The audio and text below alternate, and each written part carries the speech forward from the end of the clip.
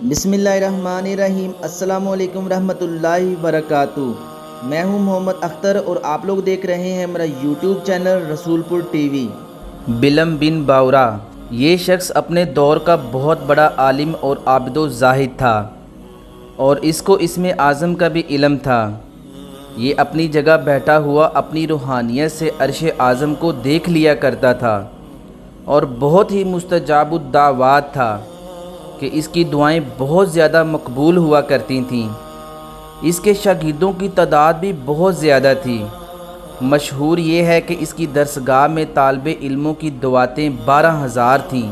جب حضرت موسیٰ علیہ السلام قوم جبارین سے جہاد کرنے کے لیے بنی اسرائیل کے لشکروں کو لے کر روانہ ہوئے تو بلم بن باورا کی قوم اس کے پاس گھبرائی ہوئی آئی اور کہا کہ حضرت موسیٰ علیہ السلام بہت ہی بڑا اور نہایت ہی طاقتور لشکر لے کر حملہ آور ہونے والے ہیں، اور وہ یہ چاہتے ہیں کہ ہم لوگوں کو ہماری زمینوں سے نکال کر یہ زمین اپنی قوم بنی اسرائیل کو دے دیں۔ اس لیے آپ حضرت موسیٰ علیہ السلام کے لیے ایسی بد دعا کر دیجئے کہ وہ شکست کھا کر واپس چلے جائیں۔ آپ چونکہ مستجاب الدعوات ہیں، اس لیے آپ کی دعا ضرور مقبول ہو جائے گی۔ یہ سن کر بلم بن باورا کانپ اٹھا اور کہنے لگا کہ تمہارا برا ہو، خدا کی پناہ ہو۔ حضرت موسیٰ علیہ السلام اللہ عز و جل کے رسول ہیں، اور ان کے لشکر میں مومنوں اور فرشتوں کی جماعت ہے، ان پر بھلا میں کیسے اور کس طرح بد دعا کر سکتا ہوں؟ لیکن اس قوم نے رو رو کر اور گڑ گڑا کر اس طرح اصرار کیا کہ اس نے یہ کہہ دیا کہ استخارہ کر لینے کے بعد اگر مجھے اجازت مل گئی تو بد دعا کر دوں گا، مگر استخارہ کرنے کے بعد جب اس کو بد دعا کرنے کی اجازت نہیں ملی تو اس نے صاف صاف جواب دے دیا کہ اگر میں بد دعا کروں گا تو میری دنیا و آخرت دونوں برباد ہو جائیں گی۔ اس کے بعد اس کی قوم نے بہت سے گراں قدر ہدایہ اور تحائف ان کی خدمت میں پیش کیے اور بے پناہ اصرار کیا، یہاں تک کہ بلم بن باورا پر حرص اور لالچ کا بھوت سوار ہو گیا۔ وہ مال کے جال میں پھنس گیا اور اپنی گدھی پر سوار ہو کر بد دعا کے لیے چل پڑا۔ راستہ میں بار بار اس کی گدھی ٹھہر جاتی اور منہ موڑ کر بھاگ جانا چاہتی تھی، مگر یہ اس کو مار مار کر آگے بڑھاتا رہا، یہاں تک کہ گدھی کو اللہ تعالیٰ نے زبان عطا فرمائی اور اس نے کہا کہ افسوس اے بلم بن باورا، تو کہاں اور کدھر جا رہا ہے؟ دیکھ میرے آگے فرشتے ہیں جو میرا راستہ روکتے اور میرا منہ موڑ کر مجھے پیچھے دھکیل رہے ہیں۔ اے بلم بن باورا، تیرا برا ہو، کیا تو اللہ کے نبی اور مومنین کی جماعت پر بد دعا کرے گا؟ گدھی کی تقریر سن کر بھی بلم بن باورا واپس نہیں ہوا، یہاں تک کہ حسبان نامی پہاڑی پر چڑھ گیا اور بلندی سے حضرت موسیٰ علیہ السلام کے لشکروں کو بغور دیکھا، اور مال و دولت کے لالچ میں اس نے بد دعا شروع کر دی۔ لیکن خدا عز و جل کی شان کہ وہ حضرت موسیٰ علیہ السلام کے لیے بد دعا کرتا تھا، مگر اس کی زبان پر اس کی قوم کے لیے ہی بد دعا جاری ہو جاتی تھی۔ یہ دیکھ کر کئی مرتبہ اس کی قوم نے ٹوکا کہ اے بلم، تم تو الٹی بد دعا کر رہے ہو۔ تو اس نے کہا کہ اے میری قوم، میں کیا کروں؟ میں بولتا کچھ ہوں اور میری زبان سے کچھ اور ہی نکلتا ہے۔ پھر اس پر اچانک غضب الہی نازل ہو گیا کہ ناگہاں اس کی زبان لٹک کر اس کے سینے پر آ گئی۔ اس وقت بلم بن باورا نے اپنی قوم سے رو کر کہا کہ افسوس، میری دنیا و آخرت دونوں برباد و غارت ہو گئیں، میرا ایمان جاتا رہا اور میں قہر و قہر و غضب میں جبار میں گرفتار ہو گیا۔ اب میری کوئی دعا قبول نہیں ہو سکتی، مگر میں تم لوگوں کو مکر کی ایک چال بتاتا ہوں۔ تم لوگ ایسا کرو تو شاید حضرت موسیٰ علیہ السلام کے لشکروں کو شکست ہو جائے۔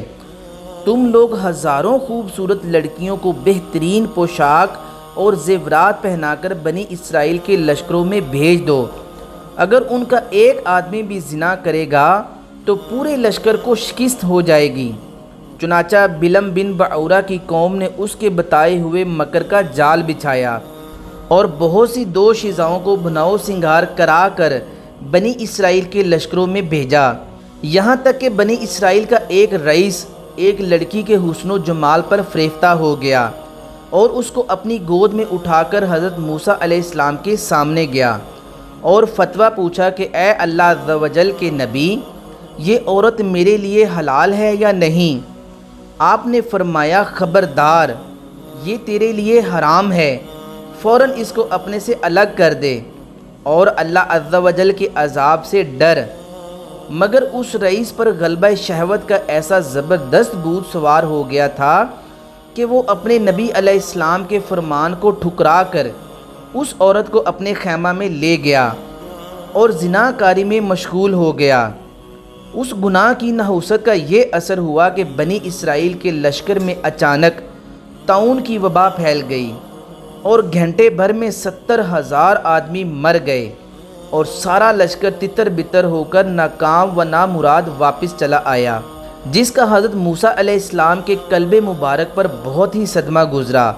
تفسیر ساوی میں بیان ہے کہ بلم بن باورا پہاڑ سے اتر کر مردود بارگاہ الہی ہو گیا، آخری دم تک اس کی زبان اس کے سینے پر لٹکتی رہی اور وہ بے ایمان ہو کر مر گیا۔ اس واقعہ کو قرآن کریم نے ان الفاظ میں بیان فرمایا ہے، پارہ نمبر 9 سورہ اعراف آیت نمبر 175 تا 176۔ ترجمہ کنز الایمان۔ اور اے محبوب، انہیں اس کے احوال سناؤ جسے ہم نے اپنی آیتیں دیں تو وہ ان سے صاف نکل گیا، تو شیطان اس کے پیچھے لگا تو گمراہوں میں ہو گیا، اور ہم چاہتے تو آیتوں کے سبب اسے اٹھا لیتے، مگر وہ تو زمین پکڑ گیا اور اپنی خواہش کا تابع ہوا، تو اس کا احوال کتے کی طرح ہے، تو اس پر حملہ کرے تو زبان نکالے اور چھوڑ دے تو زبان نکالے۔ یہ حال ہے ان کا جنہوں نے ہماری آیتیں جھٹلائیں، تو تم نصیحت سناؤ کہ کہیں وہ دھیان کریں۔ پیارے دوستو، یہاں پر ایک سوال یہ پیدا ہوتا ہے کہ اللہ تعالیٰ کا اتنا نیک اور برگزیدہ بندہ ہونے کے بعد بھی اللہ تعالیٰ نے آپ کو اتنا ذلیل و رسوا کیوں کیا؟ تو اس کے جواب میں ایک روایت میں آتا ہے کہ بعض انبیاء اکرام نے خدا تعالیٰ سے دریافت کیا کہ تو نے بلم بن باورا کو اتنی نعمتیں عطا فرما کر پھر اس کو کیوں کار ذلت میں گرا دیا؟ تو اللہ تعالیٰ نے فرمایا کہ اس نے میری نعمتوں کا کبھی شکر ادا نہیں کیا، اگر وہ شکر گزار ہوتا تو میں اس کی کرامتوں کو سلب کر کے اس کو دونوں جہانوں میں اس طرح ذلیل و خوار اور غائب و خاسر نہ کرتا۔ پیارے دوستو، اس واقعہ سے ہمیں کیا سبق حاصل ہوتا ہے؟ بلم بن باورا کی اس سرگزشت سے چند اسباق ہدایات ملتے ہیں۔ اس سے ان عالموں اور لیڈروں کو سبق حاصل کرنا چاہیے جو مالداروں یا حکومتوں سے رقمیں لے کر خلاف شریعت باتیں کرتے ہیں اور جان بوجھ کر اپنے دین و ایمان کا سودا کرتے ہیں۔ دیکھ لو بلم بن باورا کیا تھا اور کیا ہو گیا، یہ کیوں ہوا؟ اس لیے اور صرف اس لیے کہ وہ مال و دولت کے لالچ میں گرفتار ہو گیا اور دانستہ اللہ عز و جل کے نبی پر بد دعا کرنے کے لیے تیار ہو گیا، تو اس کا اس پر یہ وبال پڑا کہ دنیا و آخرت میں ملعون ہو کر اس طرح مردود و مطرود ہو گیا کہ عمر بھر کتے کی طرح لٹکتی ہوئی زبان لیے پھرا اور آخرت میں جہنم کی بھڑکتی ہوئی اور شعلہ بار آگ کا ایندھن بن گیا۔ لہذا ہر مسلمان خصوصاً علماء و مشائخ کو مال و دولت کے حرص اور لالچ کے جال سے ہمیشہ پرہیز کرنا چاہیے اور ہرگز کبھی بھی مال کی طمع میں دین کے اندر مداہنت نہیں کرنی چاہیے، ورنہ خوب سمجھ لو کہ قہر الہی عز و جل کی تلوار لٹک رہی ہے۔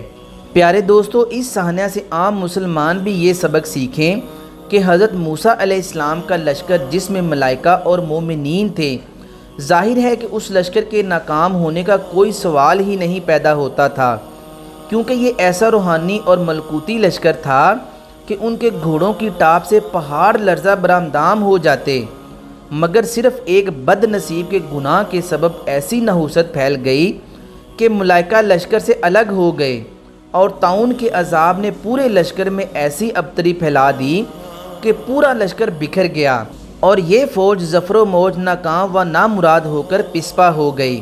اس لیے مسلمانوں کو لازم ہے کہ اگر وہ کفار کے مقابلہ میں مظفر و منصور اور فتح یاب ہونا چاہتے ہیں تو ہر وقت گناہوں اور بدکاریوں کی نحوستوں سے بچتے رہیں، ورنہ فرشتوں کی مدد ختم ہو جائے گی اور مسلمانوں کا رعب کفار کے دلوں سے نکل جائے گا، اور مسلمانوں کو نہ صرف ناکامی کا منہ دیکھنا پڑے گا بلکہ ان کی عسکری طاقت ہی فنا ہو جائے گی اور پوری قوم صفحہ ہستی سے حرف غلط کی طرح مٹ جائے گی۔ توبہ نعوذ باللہ۔ پیارے دوستو، دوسرا اس واقعہ سے ہمیں یہ سبق سیکھنے کو ملتا ہے کہ ہم جس حال میں، جس وقت میں، جس گھڑی میں، جس طرح کے بھی ہوں، ہمیں ہر وقت اللہ کا شکر گزار بندہ رہنا چاہیے۔ ہر طرح کی نعمت اللہ پاک نے ہمیں میسر فرمائی تو ہمیں ہر لحاظ سے اللہ کا شکر ادا کرنا چاہیے۔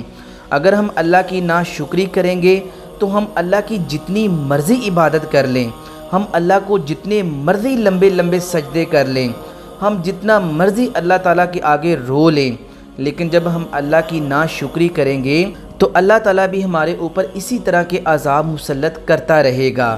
لہٰذا ہمیں بھی چاہیے کہ ہر چھوٹی چھوٹی نعمتوں سے لے کر بڑی نعمت تک ہر حال میں ہمیں اللہ تعالیٰ کا شکر ادا کرنا چاہیے۔ آئیے چند مثالیں ہم آپ کو ان قوموں کی دیتے ہیں جنہوں نے اللہ تعالیٰ کی ناشکری کی تو اللہ تعالیٰ نے پھر ان کے اوپر کیا عذاب مسلط کیا۔ قرآن مجید میں اللہ تعالیٰ نے کئی قوموں کا ذکر کیا ہے جنہوں نے اللہ کی نعمتوں کا شکر ادا نہیں کیا، نافرمانی اور ناشکری کی تو انہیں دنیا میں ہی عبرت ناک سزائیں دی گئیں۔ چند نمایاں مثالیں یہ ہیں۔ سب سے پہلے ہم ذکر کرتے ہیں قوم نوح کا۔ انہوں نے حضرت نوح کی دعوت کو جھٹلایا، اللہ کا شکر ادا کرنے کی بجائے کفر و شرک میں ڈٹے رہے۔ اس کا نتیجہ کیا نکلا؟ اللہ تعالیٰ نے ایک عظیم طوفان بھیجا جس میں سب ڈوب گئے، صرف اہل ایمان کشتی میں بچائے گئے۔ دوسری قوم حضرت ہود علیہ السلام کی تھی، قوم عاد۔ یہ لوگ بہت طاقتور اور خوشحال تھے مگر اللہ کی ناشکری اور تکبر کرنے لگے۔ نتیجہ کیا نکلا؟ اللہ نے ان پر سخت اور مسلسل آندھیاں بھیجیں جو کئی دنوں تک چلتی رہیں اور ان کا نام و نشان مٹ گیا۔ تیسری قوم کا ہم ذکر کرتے ہوئے آپ کو بتاتے ہیں کہ حضرت صالح علیہ السلام کی قوم، حضرت صالح علیہ السلام کی قوم، قوم سمود۔ اللہ نے ان کو پہاڑ تراشنے کی طاقت دی اور بے شمار نعمتیں عطا فرمائیں مگر وہ اللہ کا شکر ادا کرنے کی بجائے بت پرستی کرنے لگے۔ اس کا نتیجہ کیا نکلا؟ انہوں نے اونٹنی کو قتل کیا تو ایک زبردست چیخ اور زلزلے نے انہیں ہلاک کر دیا۔ اگر ہم مزید آگے قوموں کا ذکر کریں تو آگے آتی ہے قوم لوط۔ انہوں نے بدکاری اور فحاشی کو اپنا معمول بنا لیا اور اللہ کے احکامات کو ٹھکرا دیا۔ اللہ نے ان پر آسمان سے پتھروں کی بارش برسائی اور ان کی بستی کو الٹ کر رکھ دیا۔ اس کے بعد ہم آپ کو بتاتے ہیں کہ قوم فرعون کا کیا حال ہوا۔ اللہ نے انہیں بڑی سلطنت، دولت اور طاقت عطا کی تھی مگر انہوں نے کفر و ظلم کیا اور اللہ کے نبی موسیٰ کی نافرمانی کی۔ فرعون اور اس کا لشکر دریا میں غرق کر دیے گئے۔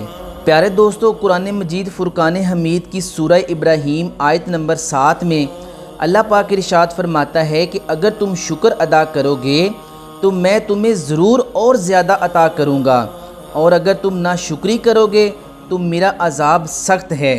پیارے دوستو، یہ تھا ہمارا آج کا چھوٹا سا پیغام۔ اگر آپ کو ویڈیو اچھی لگے تو اس ویڈیو کو لائک ضرور کیجیے گا۔ اگر ویڈیو پسند آئے تو اپنے تمام فیملی اور دوستوں کو شیئر ضرور کیجیے گا۔ ہو سکتا ہے کہ آپ کا کسی ایک کو ویڈیو شیئر کرنا اور وہ اس پر عمل کر لے تو یہ ویڈیو آپ کے لیے صدقہ جاریہ بن جائے گی۔